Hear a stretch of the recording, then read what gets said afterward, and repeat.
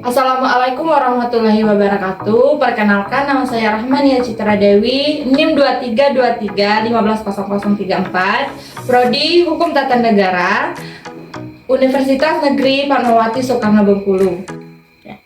Baiklah, di sini saya akan menjelaskan tentang ilmu dan teknik perundang-undangan. Di sini ada beberapa jenis peraturan perundang-undangan di tingkat pusat, yaitu 1. Undang-undang dan peraturan pemerintah pengganti undang-undang, 2. Peraturan pemerintah, 3. Peraturan presiden, 4. Peraturan menteri. Yang kelima itu peraturan kepala lembaga dan kementerian. Yang kelima itu ada peraturan direktur jenderal, dan yang ketujuh itu ada badan negara. Juga ada peraturan undang-undangan di tingkat daerah, yang pertama yaitu peraturan daerah provinsi, dan yang kedua itu peraturan keputusan gubernur kepala daerah provinsi, dan yang ketiga itu ada peraturan daerah kabupaten kota, yang keempat itu ada peraturan keputusan bupati dan wali kota. Peraturan perundang-undangan peninggalan Orde Lama yaitu ada penetapan presiden, dan yang kedua itu ada peraturan presiden. Peraturan perundang-undangan peninggalan Orde Baru yaitu ada berdasarkan Undang-Undang Nomor 10 Tahun 2004, segala keputusan yang bersifat mengatur harus disebut dengan istilah peraturan. Fungsi peraturan perundang-undangan berfungsi mengatur hal-hal pokok, mengikat umum dan menjadi dasar bagi peraturan di bawahnya, yaitu 1. Fungsi peraturan pemerintah berfungsi menjabarkan aturan pokok dalam undang-undang agar dapat diterapkan secara teknis operasional. Dan itu ada juga fungsi peraturan presiden, lebih berfungsi mengatur pelaksanaan teknis lebih lanjut dari undang-undang dan peraturan presiden, serta menjadi kebijakan administratif pemerintah. Fungsi peraturan menteri itu berfungsi sebagai mengatur pelaksanaan teknis di lingkungan kementerian masing-masing. Fungsi peraturan badan negara menyelenggarakan peraturan lebih lanjut, penyelenggaraan peraturan, pengaturan menteri, dan penyelenggaraan peraturan hal-hal yang tidak bertentangan.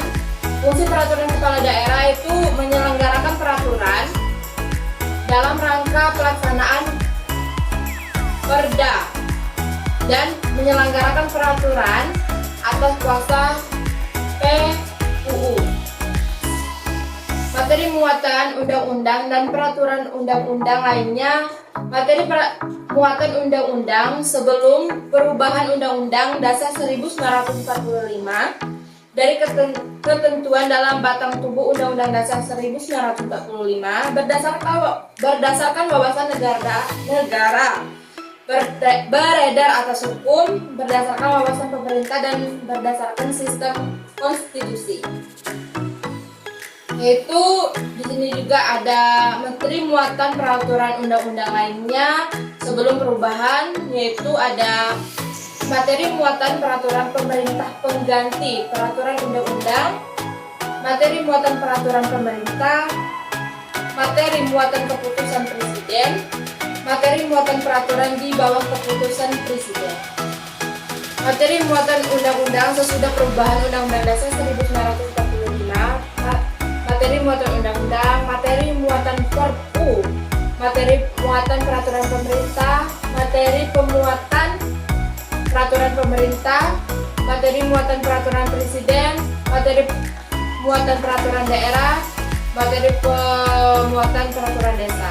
Materi muatan peraturan undang-undang lainnya yaitu sesudah perubahan ada materi muatan undang-undang, materi muatan Perpu, materi muatan peraturan pemerintah, materi muatan peraturan presiden, materi muatan perda provinsi dan kota, materi muatan yang berhubungan dengan sanksi pidana.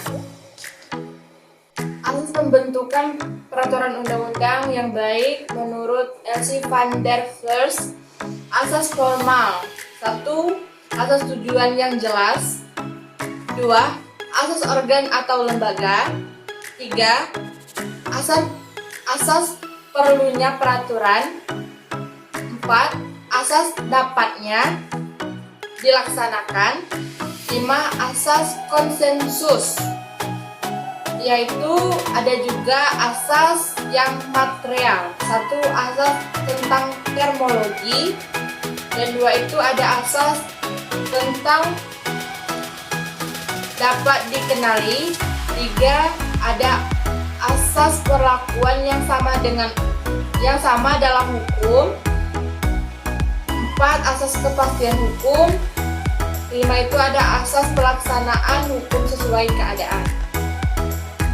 Menurut A. Hamid Atamimi, yaitu ada 8 asas, yaitu asas pertama, asas tujuan yang jelas, asas perlunya peraturan, asas organ atau lembaga yang tepat, asas dapat dilaksanakan, asas dapat dikenali, asas perlakuan yang sama dalam hukum, dan asas kepastian hukum. Dan itu untuk yang terakhir itu ada asas pelaksanaannya sesuai keadaan individual.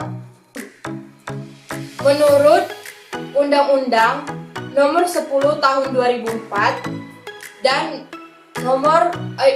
Undang-Undang Nomor 12 Tahun 2011, yaitu ada 7 asas, yaitu asas pertama, asas kejelasan tujuan, asas kelembagaan yang tepat, asas kesesuaian jenis dan materi muatan. 4. Asas dapatnya dilaksanakan. 5. Asas kedayagunaan dan kesilahgunaan. 6 itu ada asas kejelasan rumusan, dan yang terakhir itu ada asas keterbukaan. Asas yang berlaku dalam materi muatan yaitu ada 10 asas. Asas pertama itu adalah asas pengayoman, asas kemanusiaan, asas kebangsaan, asas kekeluargaan, asas kenusantaraan, asas Bhinneka Tunggal Ika, asas keadilan, asas kesamaan kedudukan, asas ketertiban dan kepastian hukum, dan untuk yang terakhir itu ada asas keseimbangan. Baiklah, mungkin hanya itu yang bisa saya jelaskan dalam video ini. Saya akhiri. Wassalamualaikum warahmatullahi wabarakatuh.